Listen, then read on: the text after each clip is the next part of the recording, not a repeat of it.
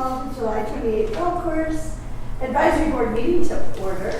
We'll start with roll call. Marshall Allen. Here. John Hay. Here. Jesse Brinken. Here. Council Sean. We also have Ms. Do you have their names? I do not, Okay. because I asked Danny and Okay. Bill Hazel Bill Hazel. and Mark Springfield. We have one other board member, and he was not able to make it tonight. His name is Bill Davis. What? Oh. And he will be at our next meeting. So. Okay. All right.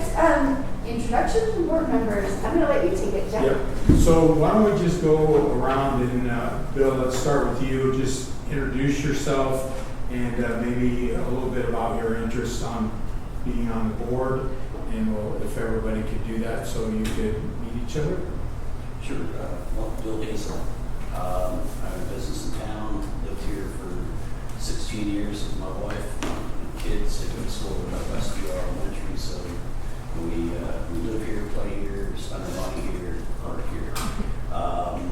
With that said, what I'd like to do is help out in any way I can, whether it be helping out with generating additional memberships or soliciting information from the people that I golf with, because I'm also a member here at Twin Peaks. So anything that I can do for you guys, I'll be more than happy to. Marshall Allen, my third term on the board. Moved here from Oklahoma in 07. Try to get out and play golf as much as I can. I'm Ann Dorzinski. I think this is my second time serving on the board. I've lived here in Longmont since '98. Played golf since I was 5. I don't play golf nearly enough.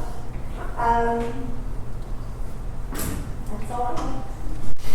John Hay, lived here for about 20 years, and I started playing golf when I was 55. I've always regretted that I didn't start sooner.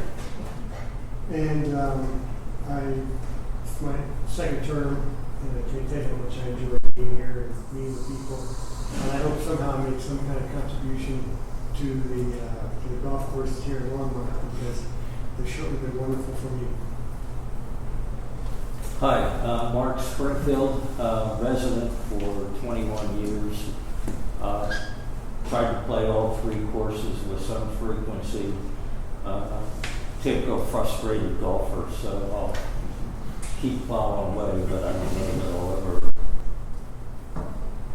be in company of some of the pros here. But enjoyed playing the game. Spent 10 years with the city's library board prior to coming to this and turned out. So this seemed like another good place to pitch. Hopping along from board to board. Jesse Brankin. As Ann says, I don't play nearly as much golf as I would like to, but yeah, I've been here since February, so my first term. Just looking to provide different insights, feedback, and help as I can. But yeah, just like to be involved with some of the community aspect as well, and be a part of something else. Cool. We'll do introductions on this side of the table too. Sean, why don't you go first? Sean McCoy, Longmont City Council. Been here since '65, and so our family's been here since '62, and I was on the golf advisory board. This is my second time around too, because I was on the golf advisory board back in between 2007 and 2011 when I was on council earlier. And my daughter golfed for Keith at Silver Creek, and I don't golf nearly as much as I should or could, being as close proximity as I am to the golf course. But this Sunday, my son-in-law and I are planning to get over here. So yeah, I'm happy to be on this board. Excited to see things go well here. Always, I think this is important to part of our recreation and golf superintendent, and I try to frequent our courses as much as I can. I'm Dan Reese, the supervisor over at Ute Creek. Been at Ute Creek for 20 years, and I've been the supervisor for, I think this is year 5 now. Something like that. So been around there a little bit. Ryan Hennings, I'm the golf course supervisor at Twin Peaks here and Sunset. Started with golf in '98. Started supervising at the same time Dan did, so been going on our 5th year as supervisors. Everybody knows me.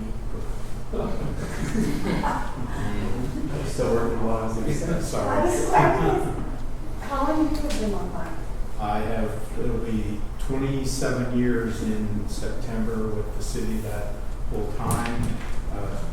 We just recently made a change within the city where I am now the director of community enrichment, which includes the museum, the library, golf, parks and rec, and open space. So I've been in this new role since June 30th. Trying to learn. And you get time to play golf? I do not. I can't get any better, so I've given up. It's a lot of going. He can get it around just fine. Keith Martin, head professional at Ute Creek. Started working at Twin Peaks at 10 years old, vacuuming the clubhouse and caddying back in the day.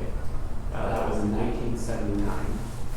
And then, let's see, 86, started working in Sunset in the shop. 92 as an assistant pro for Sunset. 97 head pro.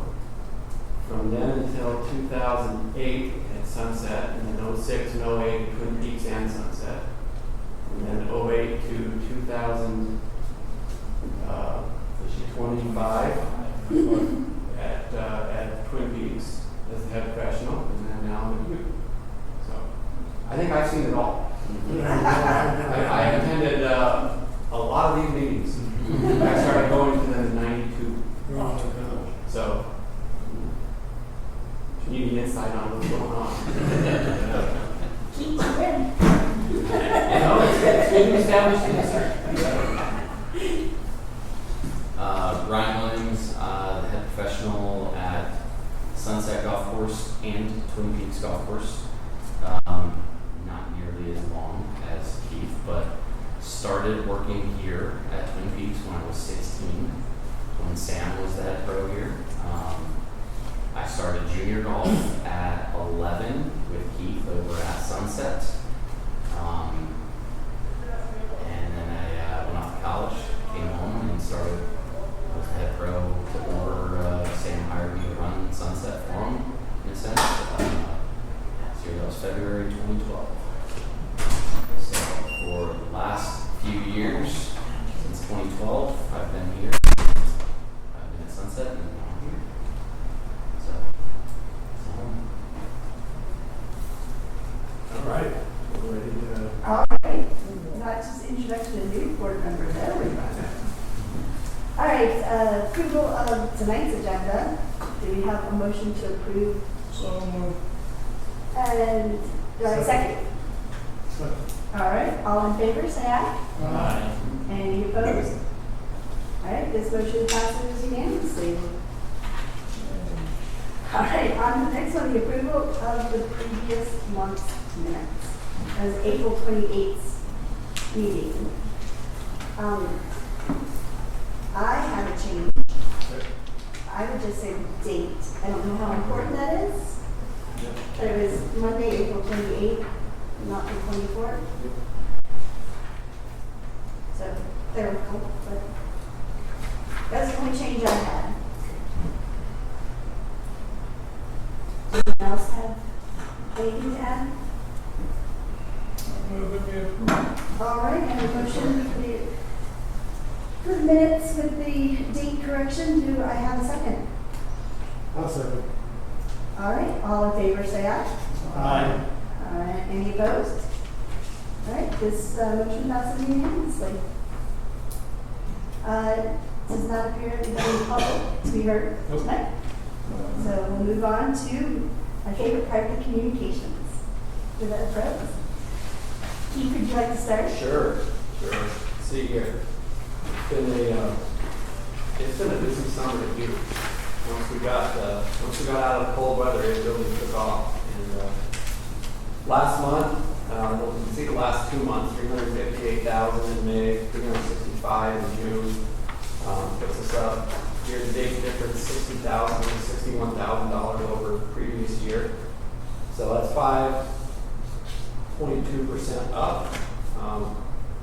You see in the rounds, we're at 21,533, just slightly up in the rounds. We're up in revenue because we increased the prices. So rounds are up just, it's like they're down just a 0.5% for the year. So overall, 1.5% up for the year. So overall, it's kind of steady as she goes. It's been very, very busy.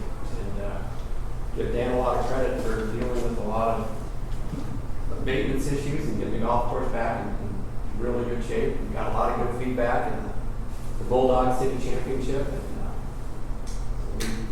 and hosting a lot of events, outside events, corporate events, fundraisers, and so forth. It's been busy. It's been good to be able to work with Dan and have that partnership. So, any questions for you? Okay. No questions? No. Okay, I'll start with Sunset. So for May, your actual revenue came in at 116,856, and then same as close to in June, 114,902. Put us up about 6, give or take. 600,000 or 6,000, excuse me. Rounds projected about 4,000 in May, came in at 4696, and then June projected about 5258, came in at 5392. So overall, rounds are also in the up category at Sunset. Kind of been very busy. To be honest, Sunset's very difficult to. No, go the other way. The Sunset's been very busy running. Difficult with giving tee times most of the time out there because it's just 9 holes and it's easier for a lot of players to just play 9 and go back to doing other things. So, been pretty darn busy. Any questions for Sunset? No questions? Twin Peaks, little different over here. Let's see here. For May, we were projected revenue of 192,000, and your actual revenue came in at 231,333. Projected in June was 224,696, and came in at 243,006. So revenues kind of fluctuating in that category, up, but we're down. You could say overall for the year, 58,000 down. Revenue rounds in May, we were projected at 4744, came in at 4876, and then June projected for 6175, came in at 5,331, so we were down in June. Overall, fairly busy for the most part. The afternoons I've noticed over here get slow down a little bit when it's really hot. Also, with me taking over here, I'm still on the learning curve of when it comes to leagues, starting in the afternoons and making sure that the tee sheet doesn't allow you to book a tee time for 18 holes. That would compensate or that would actually,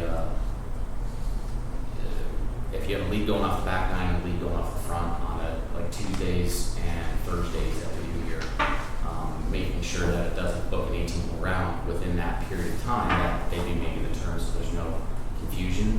I did not realize when I first took over that the system was built that way on the back end through Golf Now. So my staff was blocking extra tee times, and then we discovered that, and we unblocked everything. And so now we kind of corrected the issue there. So learning little things that are different than obviously running a 9-hole facility where you're not thinking about, you know, if you want to play 18, I got to block a second tee time versus here, you make sure it's just, you know, 18 holes and then make turn times. So overall, course is in a much, much better place. Ryan and his staff, and with the new heads, you can absolutely, in my opinion, see a difference. I played Friday for the first time in a long time out here, and it was night and day. That back nine is night and day from the beginning of the season. And Ryan and I talked about it at one point. The rough here is starting to kind of be sunset-ish. Sunset's a little on the thick end of the spectrum because we don't have much defense. There's certain areas, definitely certain little areas that you notice it's like, oh, yeah, that's a little thick. Left side of 13, where you guys had it all blocked out to get the grass growing, yeah, that was really thick on Friday. I may or may not have missed the green from about 15 yards. Was not expecting that. So, but other than that, I think the course is in great shape. So, very happy with the course right now. Anyone have any questions for Ryan? I just want to say I agree with Ron. Of course, I played on Friday as well. Totally different than it was in the beginning. Very much.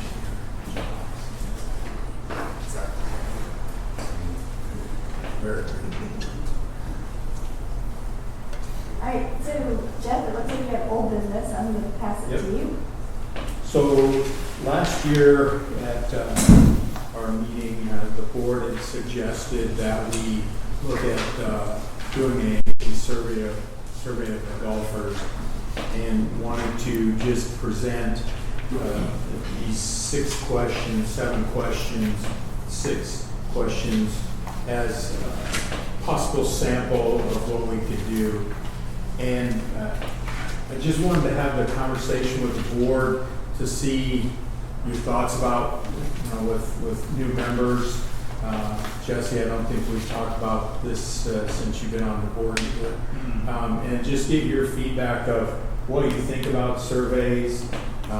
Do you fill out surveys, or are there other ways for us to get feedback from our golfers? Any How do thoughts? you plan to keep this in the hands of the participants? Golfers? Well, that's part of our conversation tonight. Okay. So, can we come back to that? Sure. Let's talk about the survey, and then we can talk about how it gets out there. I think the survey's fine. I can't think of any addition of it. I think the form's good. It'll be easy for a golfer to check the boxes and move on. 3, we would certainly take out locker rooms, since we don't have any of those. And number 1, I think I break it up into subcategories there. Like fairways, greens, bunkers. Like someone might love the fairways and not like the greens. I mean, instead of getting, I would think that would be important. Okay. Okay, I hear that. At what point do we get too many questions? Because that would grow from 6 to, 8, 10? I'd keep it to 1 page. Okay. And I would just say that we don't have to ask all the questions right now. We could do 1 set of questions for a period of time, and then do 6 more or 4 more, whatever the number is, at a different time. I think the key is really making sure it doesn't get too long, so that the golfer takes the time to do it. If it gets too long, they're going to get frustrated, and I don't think they will complete it. Do you plan to add any demographic information to this so you can slice and dice it We could do that. from a marketing standpoint? And who do you intend the recipients to be? Really just people golfers. show up, Yeah. just show up to Yeah. golf. And I guess we could talk about that a little bit. We'd have this at the front desks or at the front counters. We could have it online, or we could email it to our email list. And the challenge with that is I don't know if everybody's golfed recently, and I feel like we really want to hit those people that have actually been on the golf course. Well, are you willing to walk away from part of your demographics as to why they don't golf? Are you after that question as well as what segment of the population doesn't use the facilities and why? I think that's Is that two different important too? questions. Yeah. Absolutely. Yeah. I think with, when they book online and prepay, I believe there's an option in Golf Now that they get an email about their experience. I think they get something from Golf Now, but not our questions. Could we add our questions to the? I think you it's a guys know that? possibility, I can reach out to Robert or someone. So sorry, to kind of get to your question, why not do all three, right? So like, why not have a survey at a golf course, whether it's paper or digital? Why not have it emailed out to like the men's league? Why not have it distributed elsewhere? I think those are probably the easiest ones. You definitely want something on a mobile version, right? Like, yeah, QR code, like SurveyMonkey or something, or whatever one of those things are, where someone could scan it, take the survey in 20 seconds as they walk out. The important thing is being like, hey, we might take the survey, it's literally 6 questions, we'll take you 20 seconds. And then they'll be like, oh, is that quick? Like, that's good to know. Because some surveys are long. Yeah. We should advertise, like, this is a 5-question survey, right? I think people will be more inclined to do that. And kind of an advocate thing. But I think a QR code would be great if possible. And running it more than once during the year. Because what I found out, talking to a couple people on Friday, is that I guess due to the new sprinklers that I think maybe Keith had recommended at one point, it's supposed to water them differently between the greens and the fairways, and during the fall, that was a big issue previously, so I think it's supposed to be much better now. So I think you get 2 different results, which both could be important. And the one thing that, like, big picture here is this going to be a generic survey that you could toggle which course you're playing, right? Like, you don't want to have 3 different surveys at 3 different courses, do you, right? Can you just say, like, Which course? which course are you playing? And you click sunset as a check mark, and then it's the same survey, it's just, or maybe you just like multiple courses. You kind of feel roughly the same for multiple, I don't know. Unless you're planning on having 3 different surveys. I actually think knowing which course might be more important than how often do you play at this course. Because if it's somebody who's going to play at Sunset, someone who's going to play at Twin Peaks, but they don't always play at Twin Peaks, but, say they play the front range, they'll still have a good idea of what amenities they like or don't like, or their courses. Yeah. Some of that can be resolved by what Ryan was saying with regards to when they get their tee times online, you'll be able to get specific information right to them. Technically, I believe it would be attached to the reservation, which would be located within which golf course it would look at. Yeah. So, but that would be a question I'll ask Robert. I got my little side notes going here. Shoot him an email or text later. Which also the, Well, I just had a quick sorry. question, I'm sorry. Is this the survey system that we have now purchased, No, this is separate for now, but I think ultimately we'll get on the schedule to do it that way in the future. Yeah, because I would think that then you do all your stuff, like you're saying, where you could get, dive into the nitty-gritty of it, but every time my thought is, when I go somewhere, if I walk into some place and they say, have you taken our survey? It's a reminder every time. It's just right here, the QR code, that's the idea. And if they say, oh, yeah, I have, but I think I took it at Sunset, and you can say, well, we're collecting data here for Twin Peaks too. And it's just, Or yeah, with the toggle, they could take it multiple times. Yeah. If you want, right? You could. yeah. And I'm gonna do it for sunset. I'm gonna do it. or like going, man, it was just a Sunset, and just days ago when it was, the difference is, because of, whatever situation. Would it be possible to have QR code on the Golf carts. golf carts? And so that Oh. there's getting through just Keith just suggested even on the scorecard. that or a there's sports what you scorecard, can add. either one. Is it running for that? We could make it 5 rows. Doesn't need to be very big. No. Really, I mean, it's just enough to be able to. Just like, it's more so you're aware of it. Yeah. It's just gotta be a strategic place.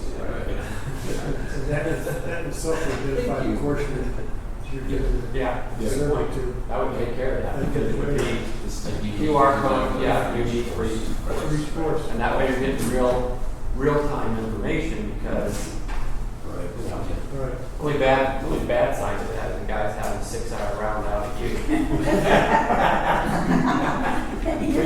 Three groups on 16 tee, he's filling that thing out 5 times.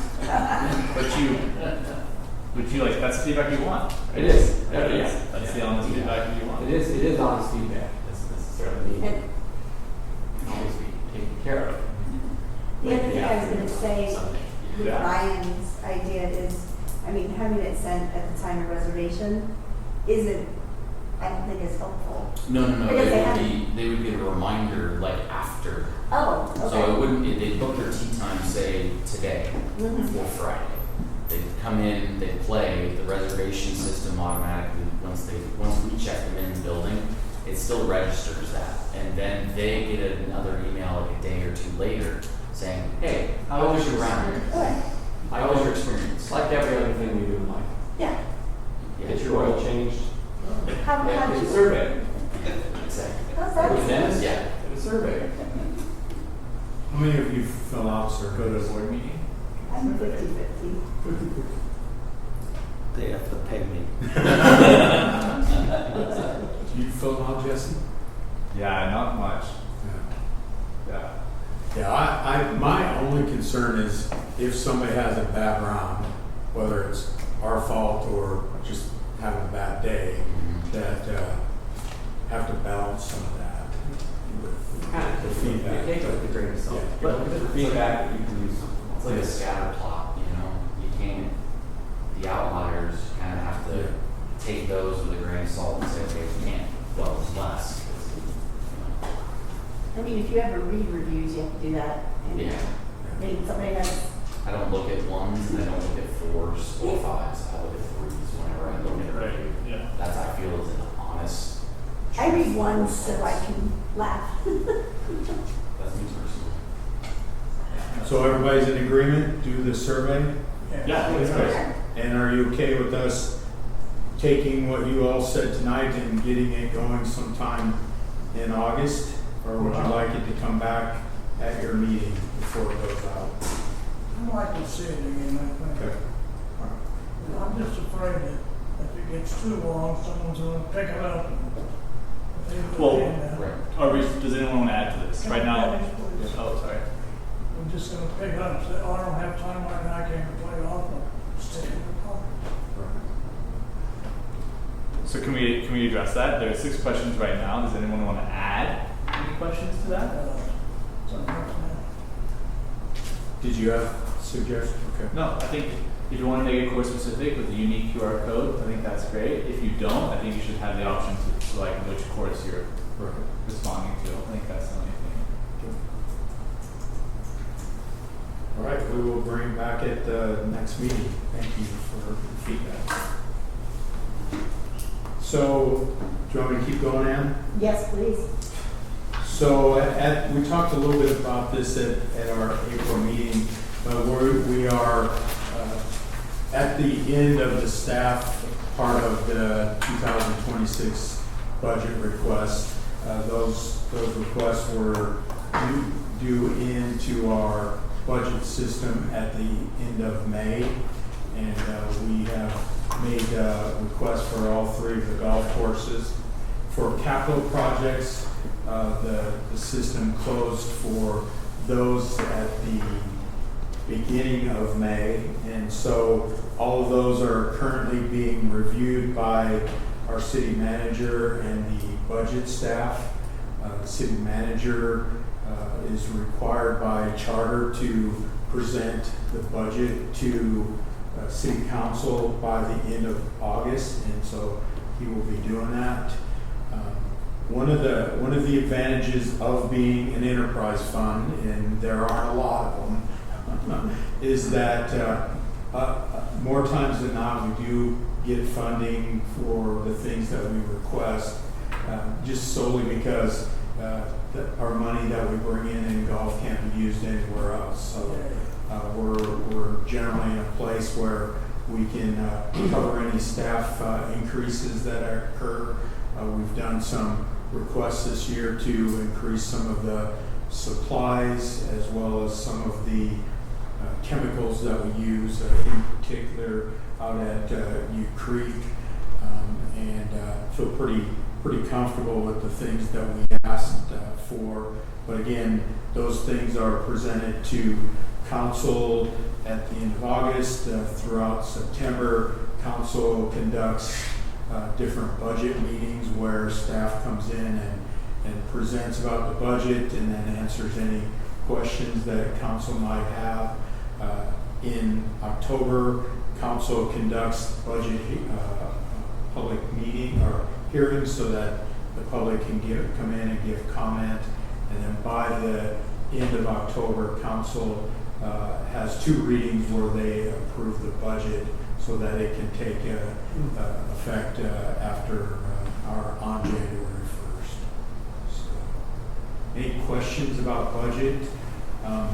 Generally with the golf board, we talk a lot about the budget and how it works in February as we're coming into the budget time of year with having 3 new board members. If you're interested in covering that again at the August meeting, we can certainly talk about that again.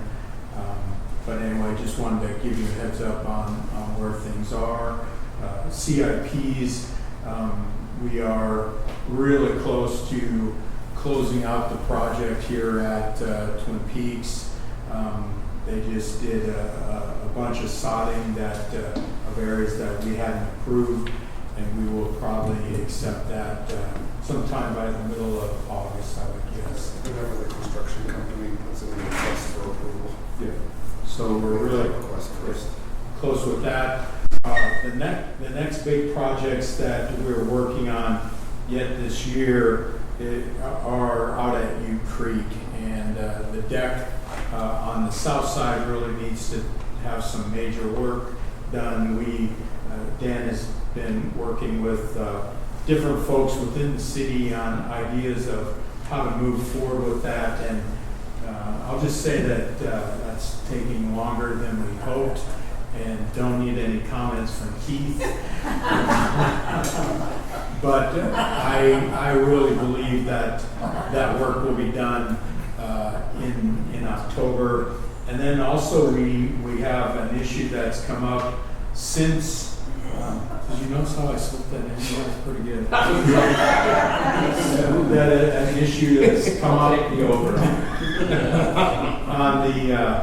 on the north side as well as the railing on that side is failing, and I'm not happy that the railing's failing, but one of the things that recreation and golf have done for a number of years now is that they've had a safety committee, and one of the things that committee does is people that normally don't work at that facility go out and do an evaluation of the facility condition and try to identify any safety issues that might be out there. And one of the things that came from that review this year is the railing on the north side. So we will be doing those two projects at the same time.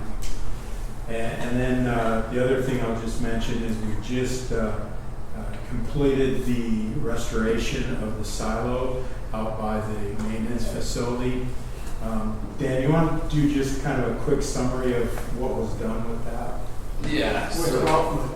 With golf money. Yes, golf money. So yeah, the silo's been out there since 1936, 39, somewhere in that ballpark, and it was built, by two guys out there. They have their names on there. They built the whole thing, did their whole deal. So then it got designated historic, I don't know, 5-6 years ago, something like that. But so we had to go in and restore it since they got it designated historic, and we waited till the maintenance building was finished so we didn't damage it during construction or any of that. But once we started the project, one of the pest companies came out and cleaned all the pigeon poop out of the silo to get it, cleaned out so the guys could go in there, the restorators could go in there and do the project, get inside and not have, hazardous material in there. So it took those guys a lot, not longer, but more bags hauled away than they thought it was going to be.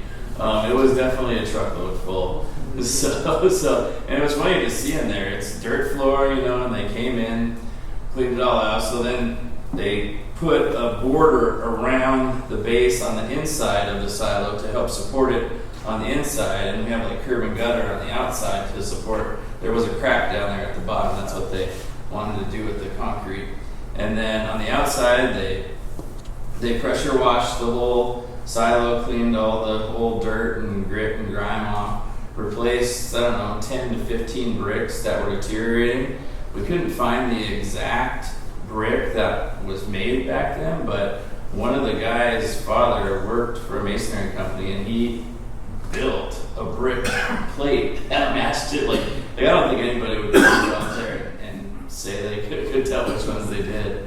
So after they finished all that, they regrouted some of the grout lines and all that, and then 2 weeks later they came and sealed it. So yeah, we should be standing for a long time now. So that's kind of our summary on where we're at with budget. Anybody have any questions or comments about budget? Sure. Earlier this year, we discussed some of the cart paths at Sunset. Yeah. We're still looking at those. It's probably going to cost us over $400,000 to do the work at New Creek. And so that has to be our priority right now. We have gone through an appropriation process to get the money so that we can spend it on the deck. We're fortunate enough that we had about $400,000 that was in the budget to do the maintenance facility that we didn't need to spend on that. So we're changing that funding so that it can be used on the deck and the railing. And again, I think that within the next couple of weeks we'll be out getting quotes to make those repairs, and then hopefully quickly thereafter we can get that work done. I'm new, so hopefully you'll allow me to ask my complement of stupid questions, but is there a philosophy to the capital budgeting process? Just from listening, it sounds like as things bubble up that need to be addressed, then the effort is to try and find money to accommodate those requirements based on how urgent they are. Is there like an overriding approach to what you're trying to do with each of the three courses that's reflected in the capital plan? Yes, Okay. is the short answer. And what we have done is a fixed asset replacement schedule that Dan and Ryan and I have worked on to work towards. The deck really has kind of come up to be a lot more than we had thought, so it's kind of taking some of the other work away. And so I would say cart paths at Sunset are an issue. We need to do something different.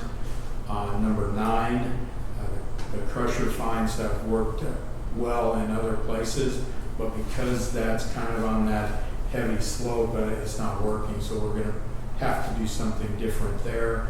I've talked with representatives of the men's club at Sunset and have indicated to them that we're going to be looking at doing some improvements outside of the clubhouse that will have more of an appeal for our tournaments and men's club events, that will provide a good space that will have some shelter or maybe some coverage and better tables that we've done already here at Twin Peaks and out at U Creek, but we need to do that same thing at Sunset. The other thing that we need to do at U Creek is we've identified that that golf course is now 27 years old. We're looking at working with the design people that did the irrigation design here at Twin Peaks to do some identification of what needs to be done at U Creek so that we can identify some budget numbers of what it will cost to make improvements on that. The other item that we will need to do at U Creek is if you notice along the highway, all of the other developments have included a sidewalk that runs the length of their property, and we need to do that same thing for U Creek, and that would include not only the sidewalk, but we would need to do a bridge that will get us over the ditch that runs along 3, which is that there is a possibility that parks may have some bridges that they've set aside after the flood that would hopefully reduce those costs, but we need to do that. And then we have ongoing things that we try to do within the clubhouses as far as replacement of equipment in the snack bars, replacement of the ball machines, looking at ways to improve the looks of our clubhouses. And so we have identified the way the city does the capital improvement project is an estimated of 5 years. We're trying to carry that out over 15 years to try to identify things that we believe need to be either repaired or replaced so that we can provide the best experience possible for our golfers. And then the other thing that we as a staff are really trying to do is identify, and this is an interest you've shown, is trying to identify ways to bring non-golfers in to experience what the golf courses have to offer. Each year we've started to do what we call a concert called the Party, and we rotate that around the golf courses. This year we had really good attendance here at Twin Peaks, and it will take place at Sunset next year. Yeah, the good group. Yeah, so kind of a quick summary of what we're kind of our philosophy. Of course, things come up where we have to take care of our parking lots, we have to restripe, that all is built into that schedule as well. Golf is unique in that if recreation needs to have work done in the parking lots, the general fund pays for that. When it happens with the golf course parking lots, golf has to pay for it because it's an enterprise fund. Did that answer? Yeah, I mean, I think it'll help me to actually see it and see the categories things fall into. And it's because just listening to you, there appeared to be like a repair and maintenance component of a capital nature, and then there appeared to be a course enhancement aspect to it, and then there's just stuff that needs to be done kind of thing for a safety or regulations thing. Yeah. Any other questions on budget? did the potential awning thing here. That is still on the list as well. And we're gonna do that right away since Keith's not here. Yeah, it sounds like it's. I got you over on that. We're on a roll. That's true. That really That was what we does. talked about in 2007. Yeah, that would really be an enhancement here. Right. The challenge we have is trying to make sure we do something at each one of the courses. And, you know, when, after the fire hit this building, you know, we invested a lot to bring it up to standard and then some. And so it was really time to do some things at the other courses. And Sunset is really, it needs some time to be spent there. It's really their turn. Need some love. Yeah. All right. And then, you want me to keep going? Absolutely. Okay. So in your packet was kind of our list of agenda items for the remainder of the year. And since Mark, you and Bill are new, wanted to make sure we had the opportunity if you all had anything that you wanted to bring to the group, or if the other Bill who's not here tonight, I could meet with you separately if it's not something that the entire board wants to talk about. I apologize, I don't, It's right there. Yeah. this It's Yeah. just this. That's That's it. the schedule. Yeah. Brief.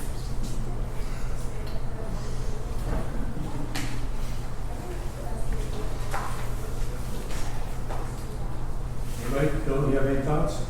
No, I mean, to be honest with you, I wasn't sure I was gonna make it tonight, so, personal reasons, but, I did review it, looked good. I'm sure I'll have some suggestions as we move through. Okay. yeah, I'm sure these are fine, just for me and being new and all that, I'm just searching for the philosophy behind your capital projects and what your vision is and what you want the golf courses to be and become. And, you know, if you were to say, okay, 10 years out, I want to be this, then what projects do you need to put in place to make that happen? And I just haven't seen that yet. I'm sure you have it, I just haven't come across it. Would you like that at the August meeting? We already have the 5-year capital projects, so my suggestion would be you can dive in deeper there Okay. with the capital projects and review of season to date. I would put that at our last meeting in October. Okay. Because then you also have proposed rate changes then, and review the past season, or our latest season, and the rate changes. So that seems like that would go together as well. Okay. Okay, one more question. When you and I spoke, you had mentioned that there may be a cancellation of the August meeting and perhaps the September meeting. Has that changed? So is there an August meeting? We can meet unless it doesn't work for you all, we can move it to September. Generally what we've done is we've met January and February of each year, and then we go to every other month. If that doesn't work for you all, we can do whatever works for you as the board. We can meet every single month. We can do it however works for you all. Well, certainly don't do this for me, but I had indicated that I can't make the August meeting. I can make the September meeting, but I thought you said you had problems with the September meeting. Yeah, but I September 22nd, it works. I leave on vacation the next day. So would everybody be okay if we skipped August and met in September? That works for me because I cannot make August. Is there a consensus? That works. Bill, aye? Marshall, does that work for you? Skip August and meet September? August and- I think it'll be okay. Marshall. I'm out of town, but I think I'll have to go ahead. Okay. John? I think that's great. Because if we have to do it in August, I got another meeting. Okay. My September schedule. Mark, you said that word, Jesse? Should be fine. Okay, all right, we'll do that. And we'll be prepared to talk about the 5-year capital projects and kind of our philosophy moving forward. Thank you.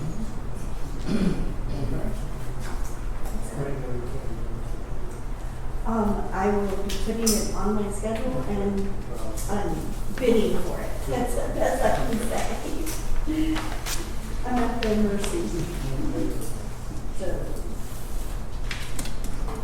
We don't have anything from staff, so we're ready for if there's any items for the board. all right. I was actually going to bring up the schedule, so Okay. that's already been taken care of. Anybody on Just, board? yeah, like feedback.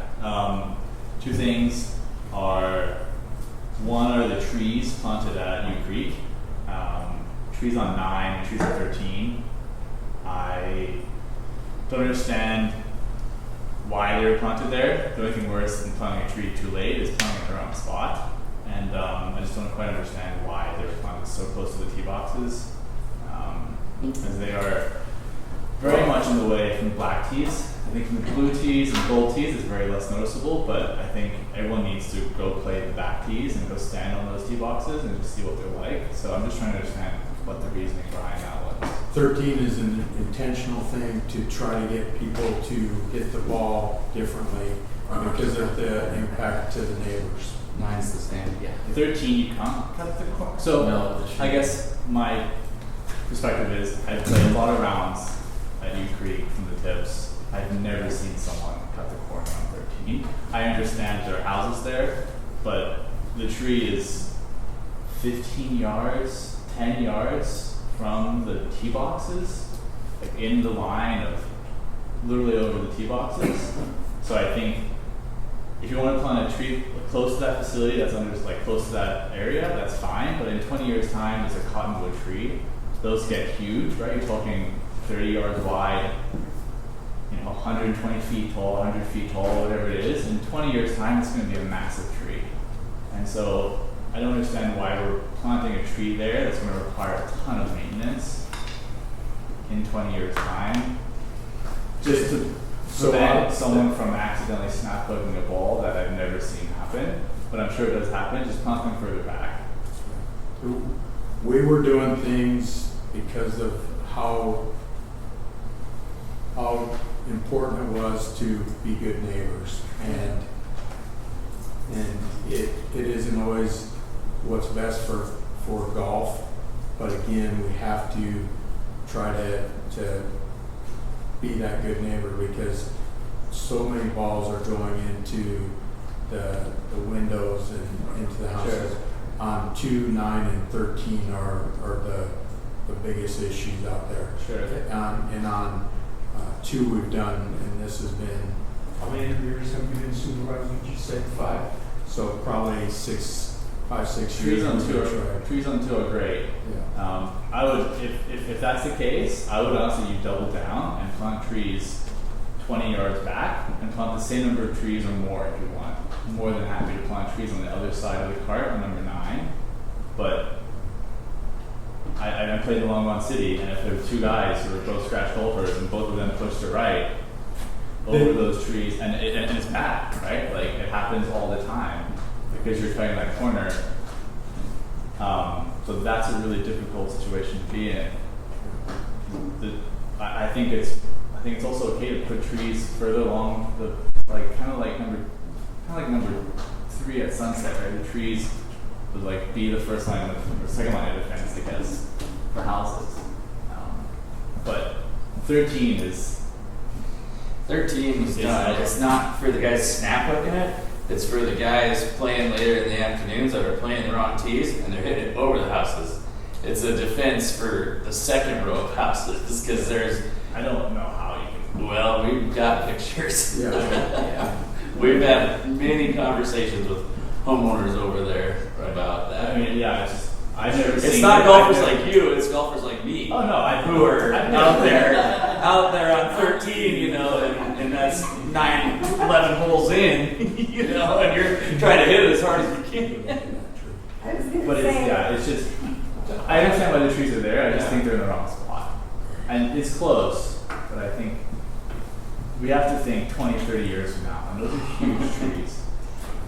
Yeah, I mean, they are cottonwoods. They will grow. Trees don't grow well at U Creek. I mean, they're not going to get as big as a cottonwood out here. You know, they'll get bigger, but they're not going to hang out over. I thought about all that when we planted. They're not going to hang out over the tee boxes or anything like that. They are going to stop you from hitting it. If you let it grow, it'll hang out over the tee box. It's not that far. Yeah, well, yeah. We'll look at it. Right. I'm sure you've already discussed it at one point. I mean, nets, right? I mean, that's probably not what Nets they are- want, right? Nets So, are, a tree is your only other option. Yeah. Start with that so you don't stop. Yeah. Because that was brought up on Sunset. But you can do more trees, just 10 yards left. We'll take a look at it. We'll take a look at it. Yeah. I haven't been out there since you and I talked about it. Yeah, I honestly recommend it. 13 is Yeah, we'll go out and take a look at it. Now I'm a little voyage out there. There you go. I want to drive the cart though.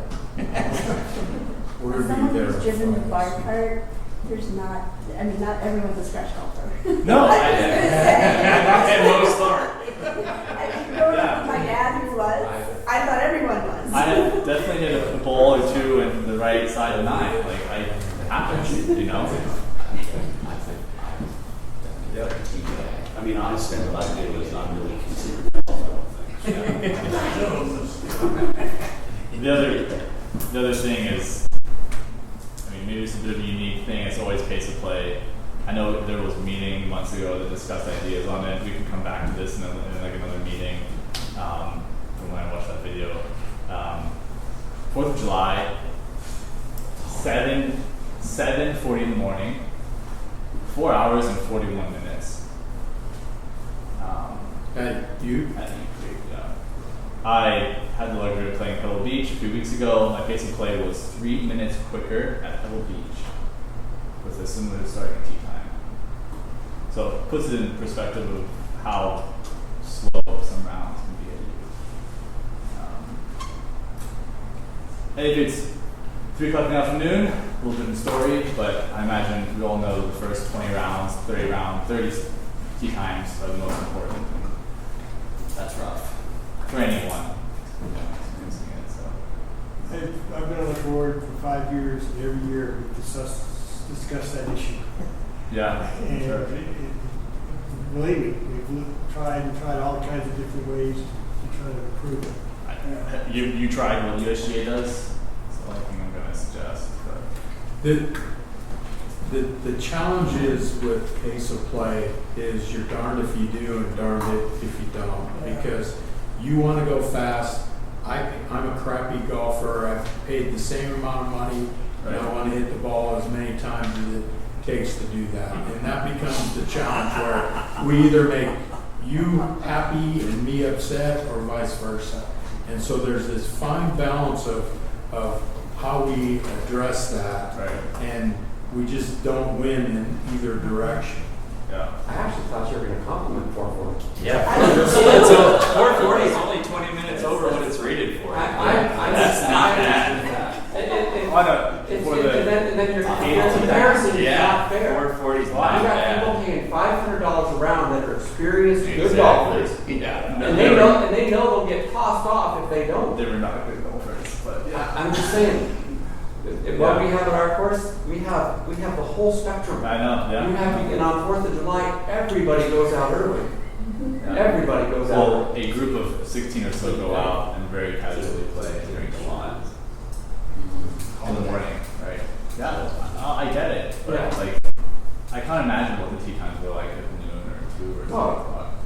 It's a holiday. Yeah. It's a holiday. Yeah.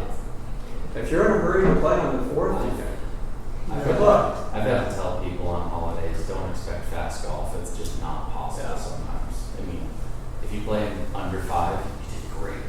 That is to say, that is, certain days. it like is to say that but- we're not aware of it. Yeah. We're not neglecting it by any means. Yeah. But when you have back courses, everyone is keeping up with the group in front of them. It's like when you're on I-25 and you have a traffic jam and there's no reason you have a traffic jam, you should have a traffic jam. Yeah. Now, if there is a gap, well, we're on that. We're going to ask these people. We've got multiple people have to pick their balls up unhappily. Right. Pick your ball up. We've had multiple people say the marshal really upset us today because he made us play faster. I tell him to write a review. We're okay with that. Kind of feedback we take. Okay. The point is, it's something that you're never gonna. Like Jeff said, there's no. Yeah. I really like Jeff's gonna fire out his first compliment.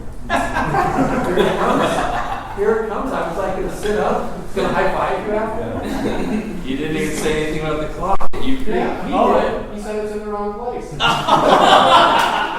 Wow. Where's it supposed to be? I saw it. Where's it supposed to Green be? too. One in the putting green, one in the driving range. I saw it. Yeah. Still have got compliments.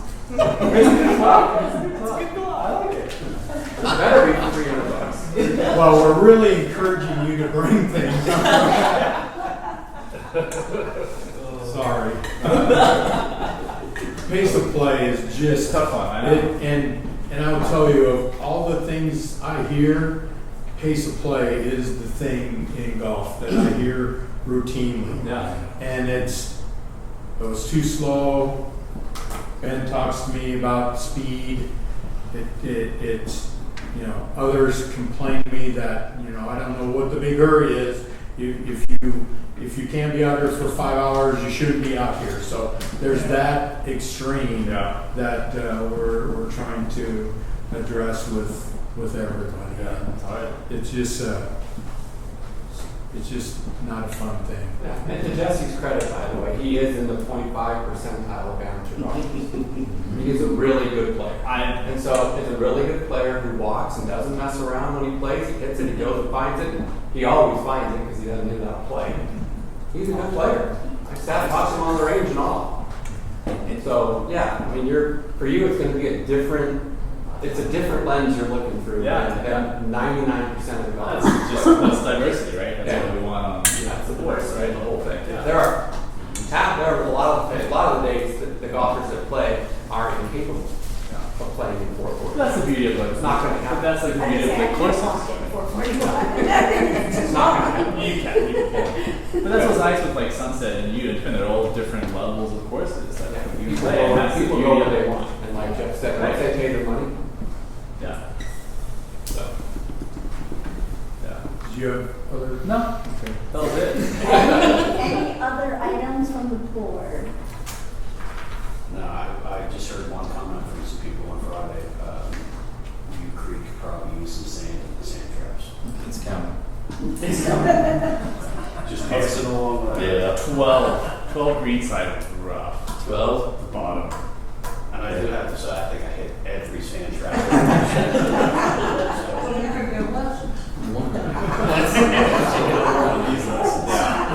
All 50. All right, with that, do I have a motion to adjourn this golf course? I second. Second. All in favor? And any opposed? Meeting adjourned at 7:04 on